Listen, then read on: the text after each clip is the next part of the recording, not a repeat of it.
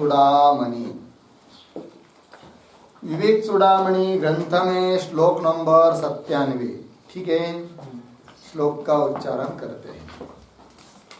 प्राणापान व्यानो दान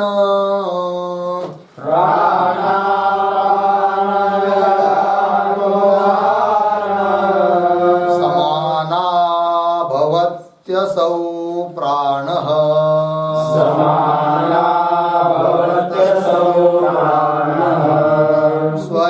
स्वयमेव वृत्तिभेदात्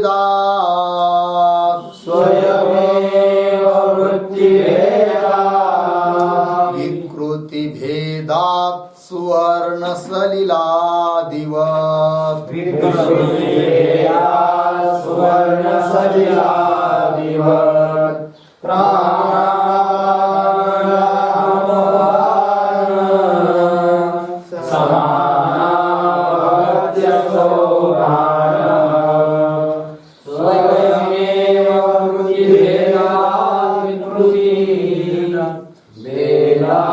सुवर्णसलिलादिवत् प्राणापान व्यानोदान समाना भवति असौ प्राणः स्वयं एव वृत्तिभेदात् विकृतिभेदात् सुवर्णसलिलादिवत्। ठीक, अन्वय देखिए भाई। विकृतिभेदात् सुवर्णसलिलादिवत्।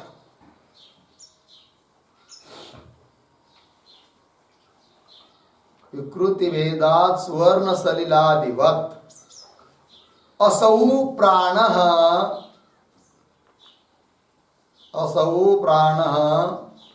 स्वयं एव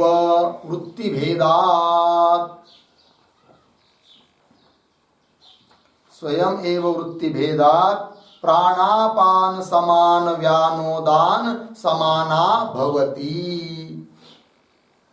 ठीक, देखिए भाई अर्थ। तो इस श्लोक में क्या कहने जा रहे हैं ग्रंथकार? तो विचार चल रहा है हम लोगों का अनात्म वर्ग। अनात्मा क्या है? उस अनात्मा के अंतर्गत स्थूल शरीर का भी वर्णन कर दिया, क्योंकि स्थूल शरीर भी क्या है? अनात्मा है। स्थूल शरीर का वर्णन होने के बाद सूक्ष्म शरीर बताना है। अब उस सूक्ष्म शरीर में घटकीभूत जो अवयव है उनको कुछ अवयवों को बताया, जैसे 5 ज्ञानेंद्रिय, 5 कर्मेंद्रिय, इनका वर्णन हुआ।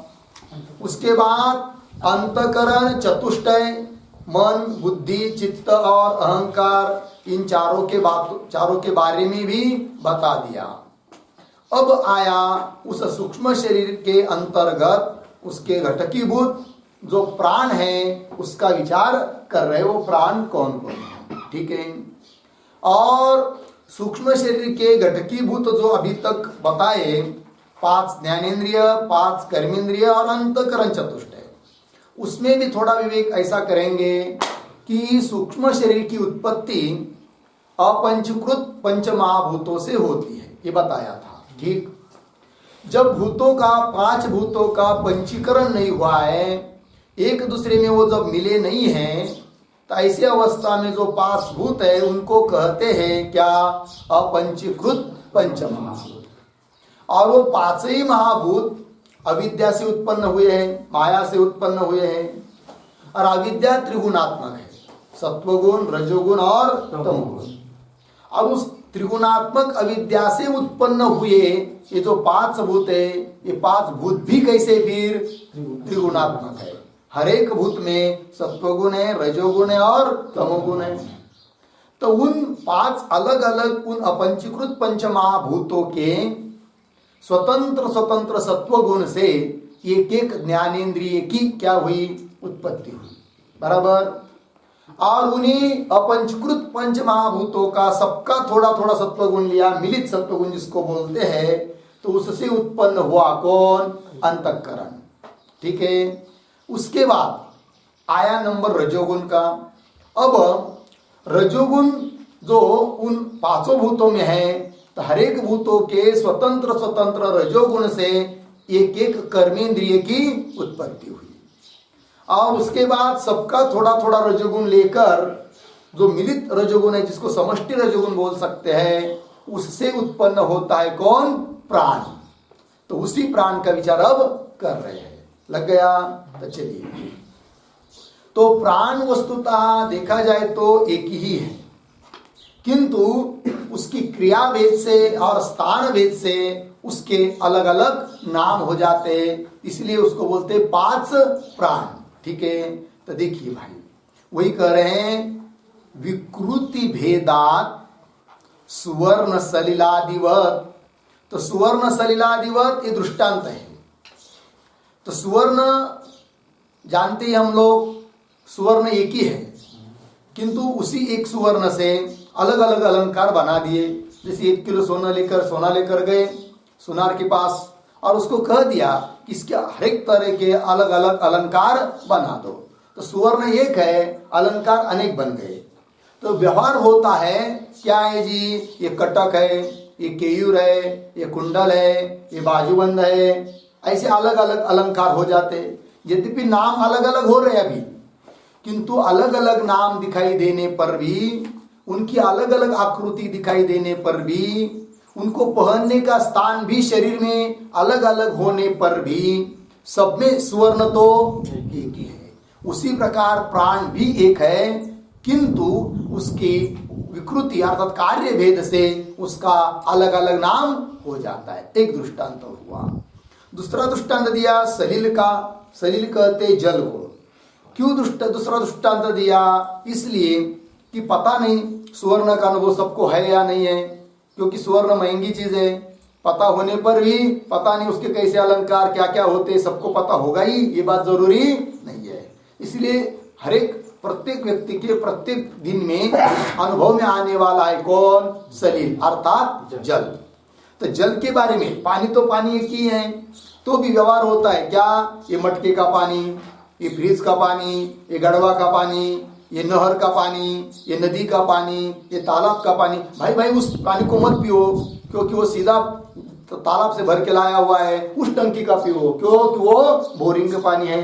तो देखिए, पानी तो पानी एक ही है, किंतु सब पानी में व्यवहार अलग अलग हो रहा है कि नहीं? क्यों? उसका स्थान भेद से बोलिए, उपाधि भेद से बोलिए। उसी प्रकार पंचमहाभूतों के, अपंचीकृत पंचमहाभूतों से, भूतों के मिलित रजोगुण से उत्पत्ति हुई है किसकी? प्राण की। और वृत्ति भेद से अर्थात उसकी क्रिया भेद से उसके अलग अलग क्या हो जाते हैं? नाम। तो वही लिखा है वृत्ति भेदात विकृति भेदात। तो विकृति भेदात का अर्थ लिखिए कार्य भेदात उपाधि भेदात वा। विकृति भेदात का अर्थ है कार्य भेदात उपाधि भेदात वा। कार्य के भेद से क्यों? उपाधि के भेद से।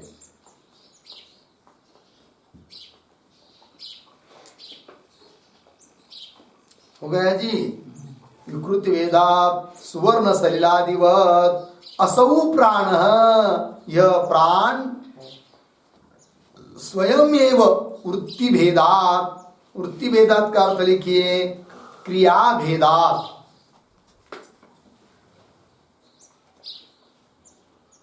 क्रिया भेदात, क्रिया का अलग अलग भेद होने के कारण प्राणापान व्यान उदान समाना भवती।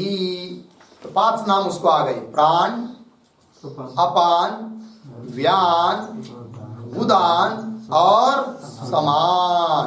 ठीक है जी। तो चलिए, तो उनकी किसकी किसकी क्या क्या क्रिया होती है कि जिसके कारण अलग अलग नाम आ गए। तो इस बात को भी हम लोग समझ लेंगे। तो लिखेंगे थोड़ा सा पहले। तो पहले प्राण की व्याख्या लिखेंगे। प्राणः बराबर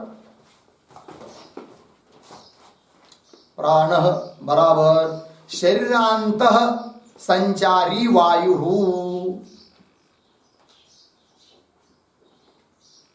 शरीरांतः संचारी वायुः।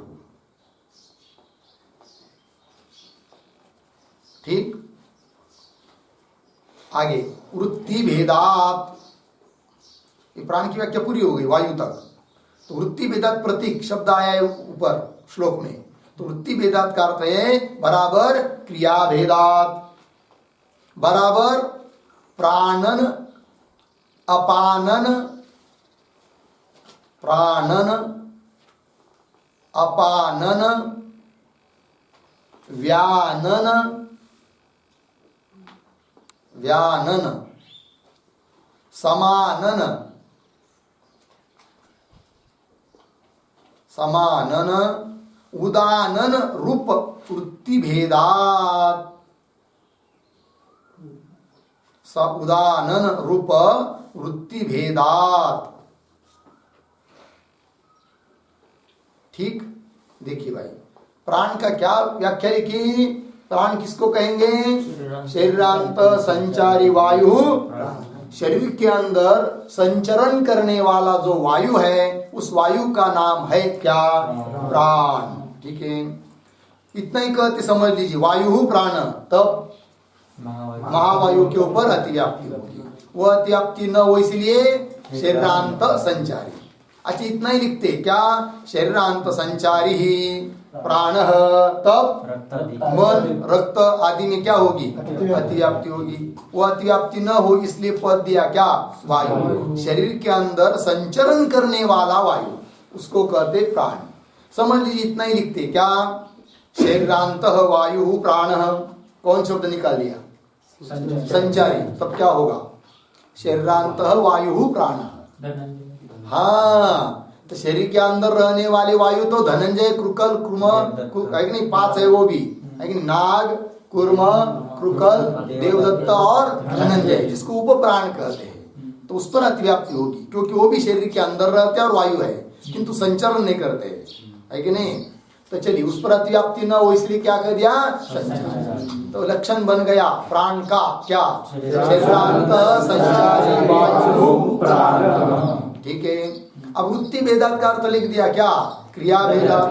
तो क्या क्या क्रिया है भाई, तो प्राण की क्रिया है प्राणन, है कि नहीं, वो और अपान, प्राण अपान वायु की क्रिया है अपानन, व्यान की है व्यानन, उदान की है उदानन और समान की समानन। लेकिन क्या स्वरूप क्या है उस क्रिया का, क्रिया तो बता दिया, उसका स्वरूप क्या है तो थोड़े थोड़े में लिखते हैं। प्राणनम बराबर, प्राण की क्रिया प्राणनम, तो प्राणनम बराबर मुख नासिकाभ्याम निष्क्रमण प्रवेशनम, मुख नासिकाभ्याम,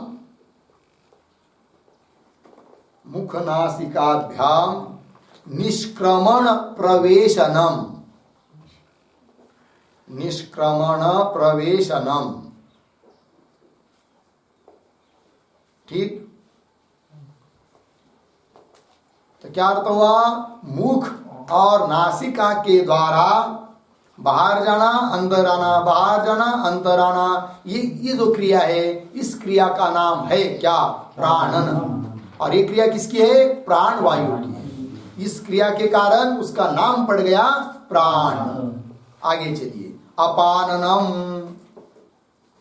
अपाननम का अर्थ मलादीनाम अधोनयनम,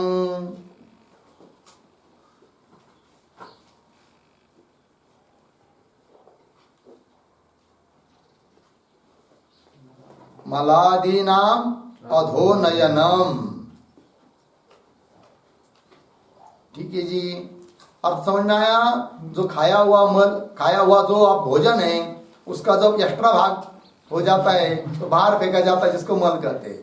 और उसको क्या करता है, वो खींच खींच कर नीचे की ओर ले जाता है कि नहीं। ये काम जो करता है उसका नाम है क्या, अपान नाम का प्राण। सभी क्या आवश्यकता है शरीर में, ये कम हो जाएगा, विकृत हो जाएगा तो गड़बड़ हो जाएगी। कोई राजीनामा देगा 5 में से तो काम नहीं चलेगा। समझ लीजिए अपान ने राजीनामा दे दिया गड़बड़ होगी कि नहीं। तो चलो भाई, सभी की आवश्यकता है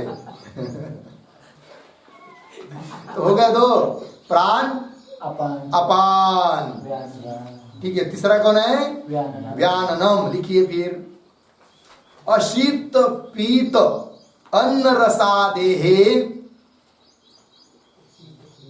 अशीत पीत अन्न रसादेहे नाड़ी मुखेषु वितननाम। नाड़ी मुखेषु वितननाम। ठीक, देखिए भाई अर्थ। अशीत मतलब खाया हुआ, पीत मतलब पिया हुआ, कौन? अन्न, रसादि, जलपान, जल आदि सब। तो अन्न रसादि नाड़ी मुखेषु वितननम, उसका जब परिपाक हो जाता है तो उन रस को नाड़ियों के मुखों तक पहुंचा देना, विस्तार कर देना, वितननम कर देना, ये जिसका काम है उसको क्या कहते हैं? व्यान। ठीक है जी, चलिए और आगे लिखिए उदाननम। उदानन समानम रह गएगा, तो चलिए समाननम। भुक्तस्य अन्न रसादेहे, भुक्तस्य अन्न रसादेहे पाकार्थम, पाकार्थम जाठराग्नेः समुन्नयनम। जाठर पाकार्थम अन्न रसादे पाकार्थम जाठराग्नेः समुन्नयनम।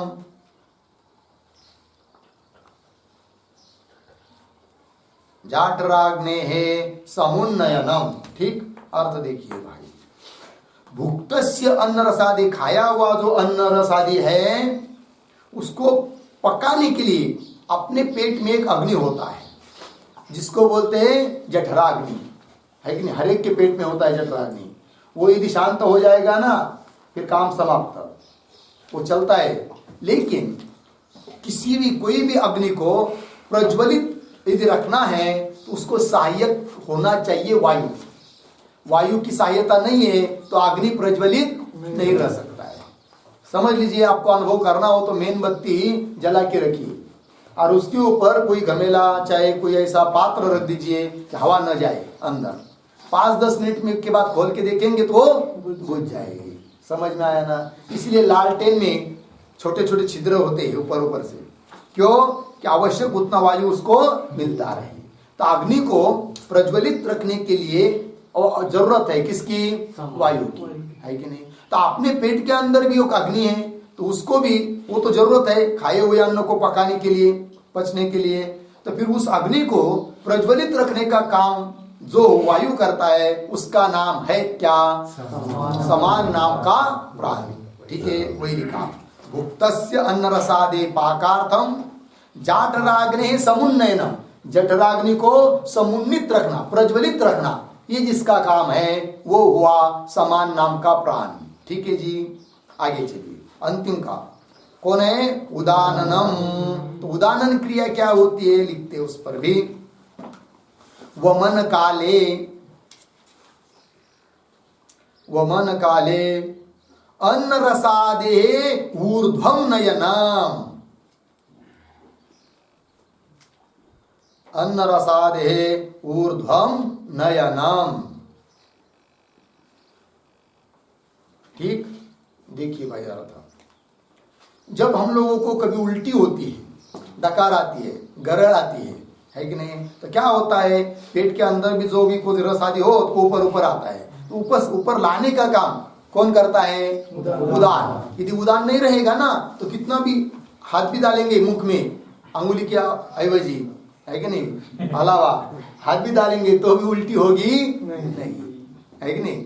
किसी किसी को जल्दी नहीं होती है, समझना चाहिए उसका क्या उदान नाम का प्राण कमजोर है और किसी को बहुत जल्दी हो जाती है कि नहीं? चलो, तो उदान नाम का प्राण क्या करता है? ऊपर ले आता है खाए हुए रसादी को। ये जिसका काम है उसका नाम है उदान। तो 5 प्राण हुए कि नहीं? हाँ। इस प्रकार वृत्ति भेद से 5 प्राण के 5 मतलब प्राण के 5 नाम हो गए। लगे ना? क्रिया भेद से प्राण के 5 नाम हो गए। ये 5 प्राण हो गया जो कि सूक्ष्म शरीर का घटकीभूत है। ये चिंतन हुआ। आगे चलते हैं। अब सूक्ष्म शरीर का स्वरूप क्या है कुल मिलाकर उसका वर्णन कर रहे हैं श्लोक नंबर 98 में। 98 श्लोक का उच्चारण करते हैं। वागादि पंच श्रवणादि पंच, वागादि पंच श्रवणादि पंच, प्राणादि पंचाभ्रमुखानि पंच, प्राणादि पंचाभ्रमुखानि पंच, बुद्ध्याद्य विद्यापि च काम कर्मणि, बुद्ध्याद्य विद्यापि च काम कर्मणि, पुर्यष्टकं सूक्ष्म शरीरमाहुः, पुर्यष्टकं सूक्ष्म शरीरमाहुः, वागादि पंच श्रवणादि पंच, प्राणादि पंचाभ्रमुखानि पंच, बुद्ध्याद्य विद्यापि च काम कर्मणि, पुर्यष्टकं सूक्ष्म शरीरमाहुः, वागादि पंच श्रवणादि पंच प्राणादि पंच अभ्रमुखानि पंच, बुद्ध्यादि अविद्या अपि च काम कर्मणि, पुर्यष्टकम सूक्ष्म शरीरम आहुः। इसको याद कीजिए भाई, सूक्ष्म शरीर क्या है इस बताने के लिए, ठीक है। चलिए तो अन्वय पूरा श्लोक सरल है, ठीक है जी। तो देखिए भाई, अब अभी तक ज्ञानेन्द्रिय, कर्मेंद्रिय, प्राण, अंतःकरण, चतुष्टय, इन सभी चीजों का वर्णन किया। अब ये सभी वस्तुओं का वर्णन किया, जिसके लिए किया, जिस बात को बताने के लिए किया, उस बात को अब बता रहे हैं। तो सूक्ष्म शरीर का वर्णन करना था, सूक्ष्म शरीर का स्वरूप बताना था, इसलिए उसके घटकीभूत एक एक पदार्थ का वर्णन किया। अब सबका वर्णन होने के बाद स्थूल शरीर कितने घटकों का है, उसका स्वरूप क्या है, इस बात को बताने के लिए इस श्लोक आया है। तो देखिए भाई, वागादि पंच, वागादि पांच, मतलब इससे क्या लेना है, कर्मेंद्रियाणि पंच, पांच कर्मेंद्रिय हुए। श्रवणादि पंच, ये पांच हुए श्रवणादिक, मतलब इससे क्या लेना है, ज्ञानेन्द्रियाणि पंच, तो हो गया पांच कर्मेंद्रिय, पांच ज्ञानेन्द्रिय। उसके बाद प्राणादि पंच, प्राणादि पंच मतलब पांच प्राण, तो कितने हुए, 15। घटक कितने हुए, 3। वागादि का एक समुदाय कर्मेंद्रियों का, और पंच ज्ञानेन्द्रियों का एक समुदाय हुआ, और प्राणों का एक समुदाय, समुदाय 3 हुए, ठीक। और आगे चलिए, अभ्रमुखानि पंच, तो अभ्रमुखानि मतलब क्या भाई, तो लिखिए आकाशादि सूक्ष्म भूत पंचकम,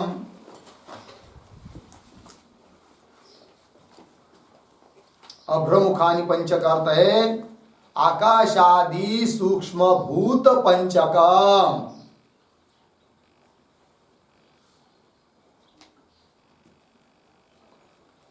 आकाशादि सूक्ष्म भूत पंचकम, ठीक है जी। आकाशादि 5 सूक्ष्म भूत वो भी ले लिया, ठीक है ना, जिनका पंचीकरण नहीं हुआ है, अपंचीकृत है। तो आकाशादि सूक्ष्म भूत पंचकम, तो कितना समुदाय हुआ, 4। 3 समुदाय पहले हुए, ये चौथा हुआ। अच्छा आगे चलिए, बुद्ध्यादि, बुद्ध्यादि से लेना है अंतकरण चतुष्टयम। बुद्ध्यादि से क्या आएगा, अंतकरण चतुष्टयम। आगे अविद्या अपि, अविद्या मतलब अज्ञान, वो भी लेना है इसके अंतर्गत। किंतु अविद्या शब्द का अर्थ या करना है अध्यास, ठीक, अध्यास। आगे चलिए, काम कर्मणि, काम का मतलब है इच्छा, और कर्म शब्द से लेना है कर्म बराबर धर्मा धर्माख्यम।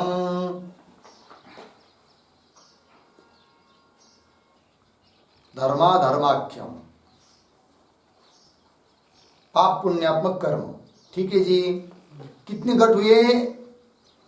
वागादि पंच 1, श्रवणादि पंच 2, प्राणादि पंच 3, अप्रमुखानि पंच 4, बुद्ध्यादि 4, मतलब घट कितने हुए? 5, और अविद्या 6, काम 7 और कर्म 8। ये 8 घटों का समूह, इसका नाम है सूक्ष्म शरीर। ठीक है जी। तो चलिए वही लिखा है अंतिम में, पुर्यष्टकम सूक्ष्म शरीरम अहुहु। ये जो पुर्यष्टक हुआ, 8 छोटे छोटे घट हुए, इन्हीं सबको मिलकर ही कहते हैं क्या? सूक्ष्म शरीर। तो पुर्यष्टकम एक वाक्य लिखेंगे,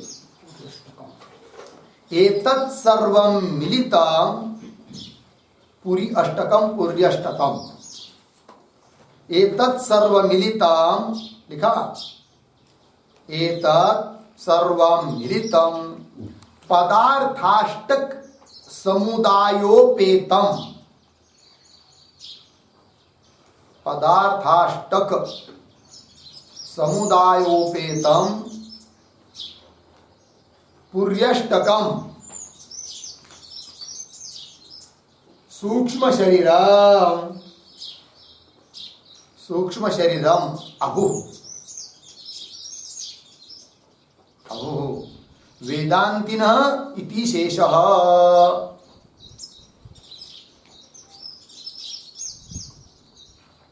वेदांतिनः इति शेषः। ठीक, देखिए भाई यार, एतत् सर्वम मिलित्वा, इन सबको मिलकर, पदार्थाष्टक समुदायोपेतम, 8 जो घट हुए अलग अलग, उन सबका समुदाय यही है पुर्यष्टक, पूरी अष्टक। इसको कहते हैं सूक्ष्म शरीर, ऐसे वेदांती लोग कहते हैं। ठीक है जी। वेदांत में भी बहुत सारे ग्रंथ है, बहुत सारे आचार्य हैं, मतभेद हो सकता है।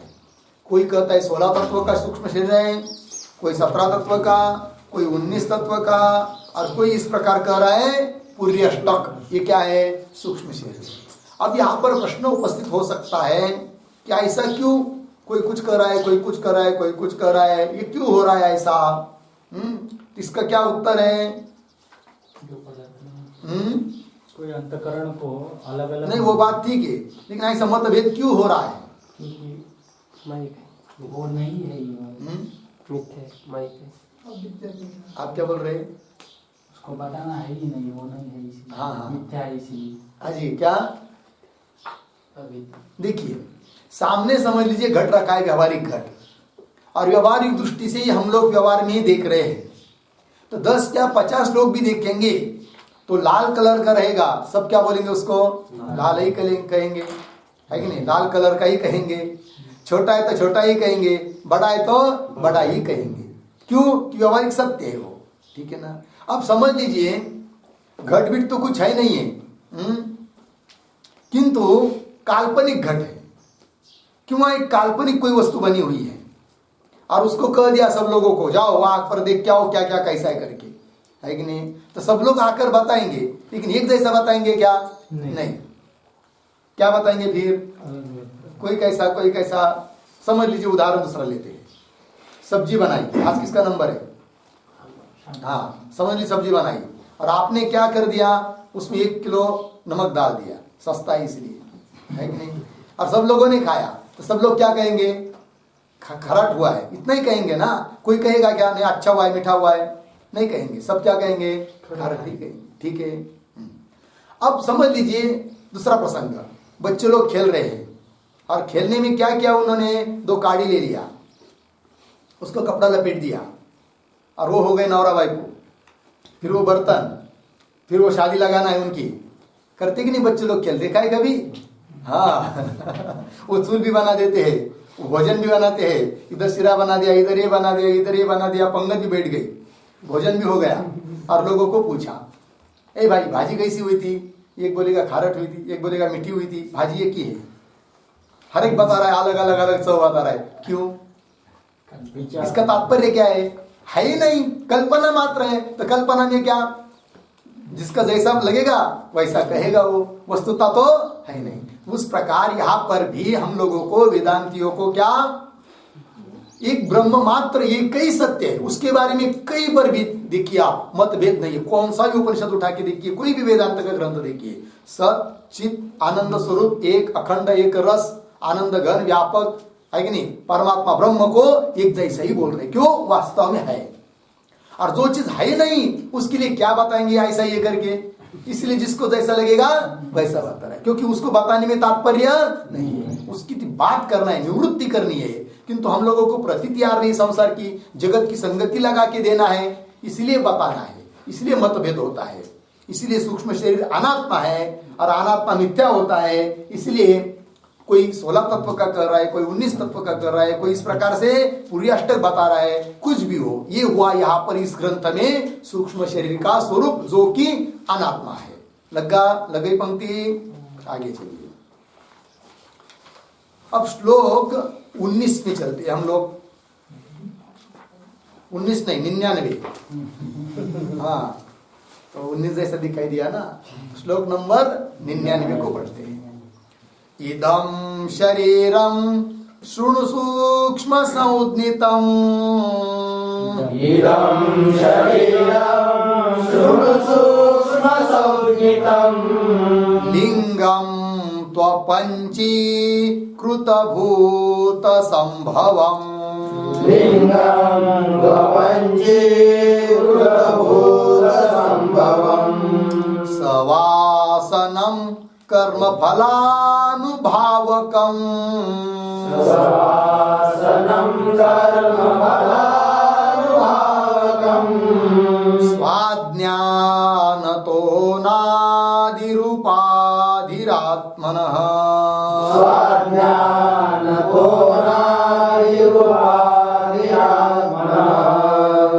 इदं शरीरं शृणु सूक्ष्म संज्ञितम्, लिंगं त्वपञ्चीकृत भूत संभवम्, सवासनं कर्म फलानुभावकम्, स्वाज्ञानतो नादिरूपाधिरात्मनः,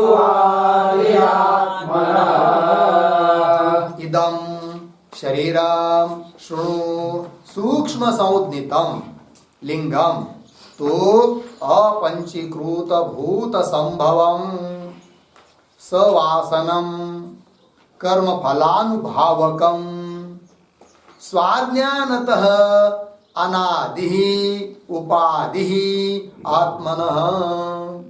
ठीक, अन्वय देखिए, दूसरी लाइन में जाएंगे। अपंचीकृत भूत संभवम, ऊपर के लाइन में सूक्ष्म संज्ञितम, शुरू में इदम लिंगम, इदम लिंगम शरीरम, शरीरम तू शृणु, तू शृणु। तीसरी लाइन में कर्म फलानुभावकम सवासनम स्वाज्ञानतः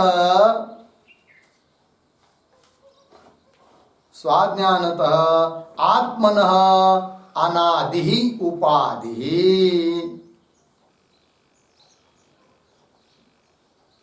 ठीक, चलिए भाई, अब जैसे पीछे स्थूल शरीर का वर्णन होने के बाद बताया था कि स्थूल शरीर क्या है, अनात्मा है, बराबर।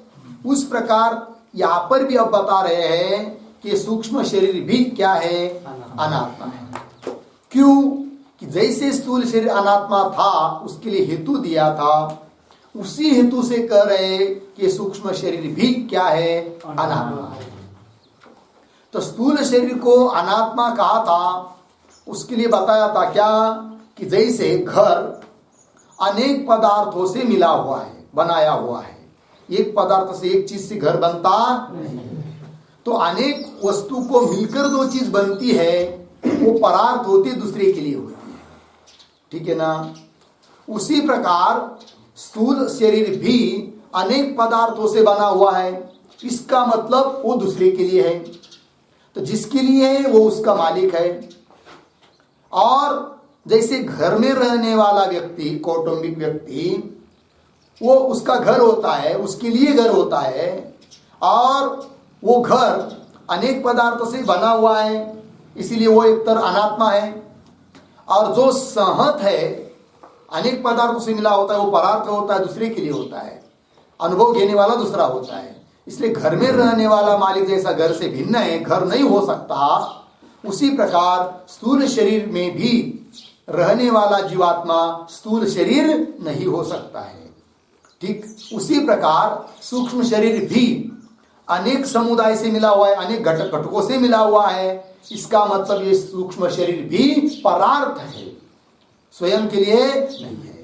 तो इसका मतलब इसका मालिक अलग है, जो है वो आत्मा है, और उसकी उपाधि है ये कौन? सूक्ष्म शरीर है कि नहीं? तो परार्थ है, और जो चीज परार्थ होती है वो अनात्मा होती है।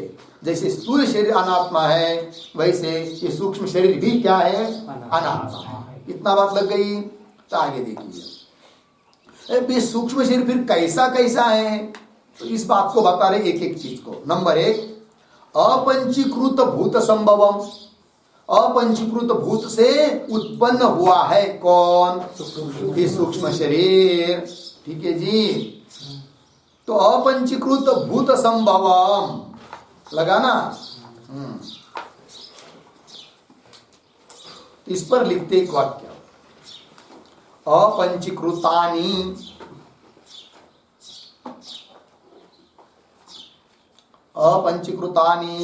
यानि भूतानि गगनादीनि पृथ्व्यन्तानि तेभ्यः संभवः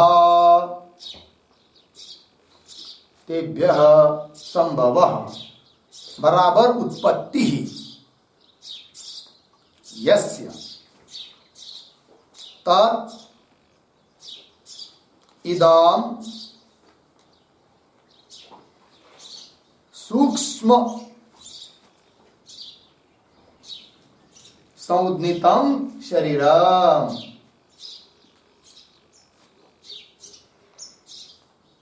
सूक्ष्म संज्ञितं शरीरम। ठीक, देखिए भाई, अपंचकृतानि यानि भूतानि, अपंचकृत जितने भूत है, कितने भूत हैं? 5। यानि भूतानि कौन? गगनादीनि, आकाश आदि, पृथ्व्यंतानि पृथ्वी तक, आकाश से लेकर पृथ्वी तक, मतलब आकाश, वायु, अग्नि, जल और पृथ्वी, पृथ्व्यंतानि।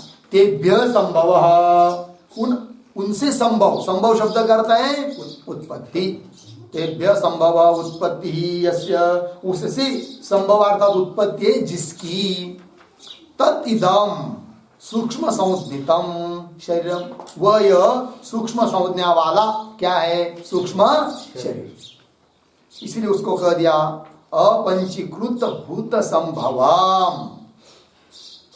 सूक्ष्म संज्ञितम, सूक्ष्म है संज्ञा, सूक्ष्म संज्ञा आने के लिए कारण भी यही है। क्या कारण है? क्यों इसको सूक्ष्म बोल दिया जाता है? अपंचीकृत पंचमहाभूतों से अर्थात सूक्ष्म भूतों से इसकी उत्पत्ति होने के कारण इसका नाम पड़ गया सूक्ष्म शरीर। तो सूक्ष्म संज्ञितम, इस पर भी लिखिए एक वाक्य, सूक्ष्मम इति संज्ञा, सूक्ष्मम इति संज्ञा, सूक्ष्म संज्ञा, सूक्ष्म संज्ञा, सा अस्य संजाता, सा अस्य संजाता इति सूक्ष्म संज्ञितम, इति सूक्ष्म संज्ञितम। ठीक, देखिए भैया, सूक्ष्मम इति संज्ञा, सूक्ष्म संज्ञा, सूक्ष्म ऐसी जो संज्ञा उसको कहते हैं सूक्ष्म संज्ञा। सा अस्य संजाता, वो जिसकी बन गई है उसको कहेंगे सूक्ष्म संज्ञितम, लिंग शरीर। ठीक है जी, आगे चलिए। सूक्ष्म संज्ञितम कौन? इदम, ठीक है ना, इदम लिंगम, इस लिंग शरीर का ही नाम है क्या? सूक्ष्म शरीर। अब देखिए, तो सूक्ष्म शरीर इसको नाम क्यों पड़ा, ये बात तो समझ में आ गई, ठीक है ना। अब इसको लिंग शरीर क्यों बोलते हैं, इसको भी समझ लेंगे, लिखेंगे लिंग शरीर, लिंगम के ऊपर। लिंगम बराबर आत्मनः ज्ञापकम इत्यर्थः। लिंगम बराबर आत्मनः ज्ञापकम इत्यर्थः, पूर्ण विराम। तो कैसा वो आत्मा का ज्ञापक है, तो लिखते हैं वागादीनाम जड़ानाम करणानाम, वागादीनाम जड़ानाम करणानाम, आगे अधिष्ठातारम अंतरा, अधिष्ठातारम अंतरा तत्तत्कार्येषु, तत्तत्कार्येषु प्रवृत्ति अनुपपत्तेः, प्रवृत्ति अनुपपत्तेः अचेतनत्वात्, अचेतनत्वात्, आगे अचेतनम, अचेतनम चेतनाधिष्ठितम कार्यम करोति, चेतनाधिष्ठितम कार्यम करोति यथा रथादि, यथा रथादि। ठीक, चलिए भाई समझ लेते। लिंग, इसको शरीर, इसका नाम लिंग क्यों पड़ा, लिंग शरीर, इसलिए कि आत्मन ज्ञापकम, आत्मा का वो क्या है? ज्ञापक। कैसा ज्ञापक है, कैसा द्योतक है, कैसा आत्मा का ज्ञान करा देता है वो, तो इसके लिए बताया आगे। तो वागादि नाम जड़ा नाम करना नाम, तो वागादि, वाग इंद्रिय, कर्मेंद्रिय, ये जड़ है क्या चेतन है? जड़ है, ठीक है ना। अब यदि जड़ है तो कैसा कार्य कर रहे भाई? आंख देख रहे हैं, पैर चल रहे हैं, वाणी बोल रही है, जड़ तो कुछ काम करता नहीं है, और ये तो काम कर रहे हैं, अपने अपना काम कर रहे हैं। क्यों? इसका मतलब इनको जड़ पदार्थों को चलाने वाला जरूर कोई तो है। समझ में आया? जैसे गाड़ी बिल रख दिया कहाँ पर? गौशाला के शेड में, है कि नहीं? 2-4 महीना 1 साल हुआ, वो वैसी की वैसी पड़ी है, चल रही है क्या? उसने कभी सोचना चाहिए, थोड़ा बहुत चल के देखना चाहिए करके, वो स्वयं इधर आनी चाहिए, इधर आती है क्या कभी? नहीं। आवाज देकर बुलाएंगे तो भी आएगी? नहीं आएगी ना। क्यों? जड़। अब यदि उसको लाना हो तो क्या करना पड़ेगा? फिर उसको बैल लगाने पड़ेंगे, नहीं तो हाथ से खींच कर लाना पड़ेगी। मतलब कोई चेतन व्यक्ति को ही उसको खींच कर लाना पड़ेगा। तो कहने का तात्पर्य क्या हुआ?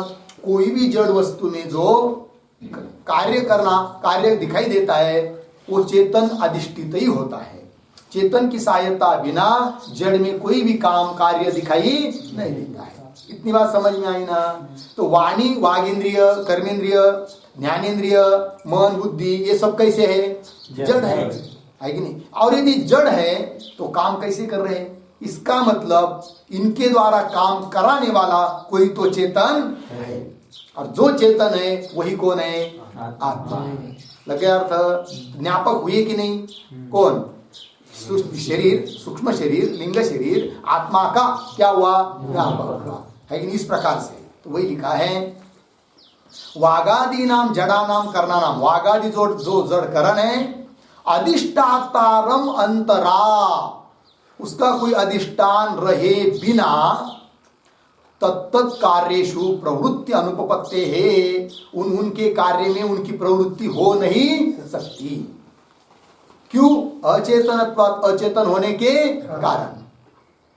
क्योंकि नियम है अचेतनम चेतनाधिष्ठितम कार्यम करोति, कोई भी अचेतन पदार्थ चेतन को सब चेतन की सत्ता मिलने पर ही वो क्या करता है? काम करता है। लगे कि नहीं? चेतनाधिष्टम कार्यम करोति। उदाहरण रथादि, रथ है कि नहीं? कोई चलाने वाला रहेगा तभी वो चलेगा, नहीं तो चलेगा नहीं। यहाँ पर रेलवे भी लाकर खड़ी कर दी तो चल नहीं सकती। जब उसको ड्राइवर मिलेगा चलाएगा तब वो चलेगी, नहीं तो नहीं चल सकती। लग गए कि नहीं? उसी प्रकार वागादि, वाणी वगैरह जड़ इंद्रिय चल रहे, अपना अपना कार्य कर रहे हैं, इसका मतलब चेतन कोई तो चलाने वाला है। और जो चलाने वाला है चेतन तत्व, वही है क्या? आत्मा। और वही है अपना स्वरूप, वो अपना वास्तव स्वरूप है। वो नैनम छिंदंती शस्त्राणि नैनम दहती पावकः, उसको कोई शस्त्र तोड़ नहीं सकता है, पानी उसको भिगो नहीं सकता है, अग्नि उसको जला नहीं सकती है, उसको मृत्यु है ही नहीं है, वो अमर है, अनादि अनंत है। और ऐसा यदि हम है तो हमको अब डरने की क्या जरूरत है? मृत्यु का डर किसको? जो मरेगा उसको ना। और हम मरते हैं क्या कभी? नहीं। मर मृत्यु पता ही नहीं है तो डर भी नहीं है कि नहीं? कोरोना हो भी जाए और मरेगा तो कौन मर सकता है? शरीर, जो कि अपना नहीं है, जिसके साथ अपना कोई संबंध नहीं है। समझ में आया? आत्मा कभी मरता ही नहीं। ठीक है जी। इसलिए जो क्रांतिकारक जितने भी थे ना, चाहे वो भगत सिंह हो, सावरकर हो, लोकमान्य तिलक हो, नथुराम गोडसे हो, कोई भी हो, ये सब क्रांतिकारक क्या थे? सब तत्ववेत्ते थे। हंसते हंसते वो फांसी पर जाते थे, क्योंकि उनको सब पता था, अध्ययन किया था उन लोगों ने कि आत्मा मरता नहीं है। समझ में आया जी? चलो भाई, आगे क्या है? हाँ, ये रह गया ना, लिंग हो गया कि नहीं? आत्मा का ज्ञापक बता दिया। अचेतनत्वात् चेतनम अचेतनम चेतनाधिष्ठितम कार्यम करोति यथा रथादि। हो गया ये लिंगम, लिंगम तक आए। उसके बाद क्या है? शरीरम। शरीरम, ये लिंगम शरीरम। सुनो, उसके बारे में सुन लो भाई, कैसा कैसा ये लिंग शरीर करके। ठीक है ना जी? चलिए तो आगे बता रहे कैसा है वो? कर्म फलानुभावकम, एक सवासनम, दो, और स्व अज्ञानतः आत्मनः अनादि उपाधि। कर्म फल का अनुभव कराने वाला है, सवासन है, और अपने स्वरूप का अज्ञान होने के कारण आत्मा की वो अनादि उपाधि है। अब कोई बोलेगा कि अनादि उपाधि कैसी है भाई, जबकि वो उत्पत्ति बताई आपने उसकी, तो उसको अनादि उपाधि कैसे कर रहे हैं? इन सभी बातों की चर्चा हम लोग करेंगे कल। सवासन क्या है, कर्म फलानुभावक कैसा है, और अनादि आत्मा की उपाधि वो कैसी है, इसका चिंतन करेंगे।